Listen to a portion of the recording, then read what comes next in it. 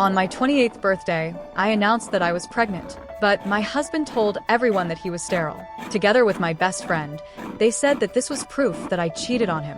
I tried defending myself, but in the end, I, along with my baby, died while burning with hate. When I reopened my eyes, I returned to the moment 3 hours before my death. Alania, I'm sterile. Just who is the father of your baby? The sharp edge of the paper cut my cheek, and the pain brought my mind back to the present. I instinctively touched my belly. It was soft, warm, and had a slight bump.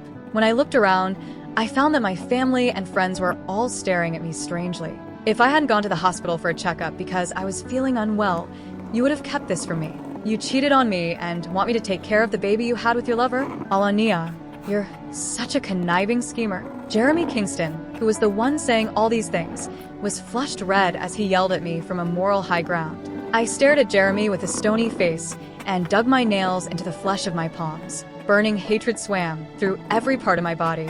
I wanted to skin all the people in the room alive and feast on their flesh. I brought my hand up and wiped the cut on my cheek. The sweat that had pooled up on my skin from agitation slipped into the cut, and my slightly muddled mind became clearer. Thankfully, I had returned to the point 3 hours before my death. Earlier, I had announced to my family and friends that I was 3 months pregnant. This was supposed to be another piece of good news on top of my birthday, but Jeremy did not react as I expected him to. He pulled a long face. He brought out a medical checkup report from his bag and threw it at my face before saying that he was sterile. Shock made my mind still. I could only stare at him in dumbfoundedness as my lips quivered. When the people around us saw that the situation was not right, they wanted to mediate the situation, but Joy Murray, my best friend, suddenly stomped her feet. I told you not to go to that man anymore, but you refused to listen, she grumbled. Look at what happened now. You've caused such a huge ruckus. What are you going to do now? Her simple words made me an unredeemable criminal, simply because Joy had been my best friend for 7 years. We were like twins attached to the hip and shared all our secrets with each other. Hence, whatever she said had to be the truth.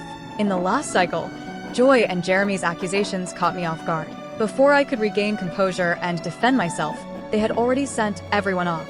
After that, me getting pregnant because of cheating became fact. This time, I stared at Joy and the excitement and restlessness on her face before slamming my hands on the table and shooting to my feet. I looked as imposing as the tall and well-built Jeremy.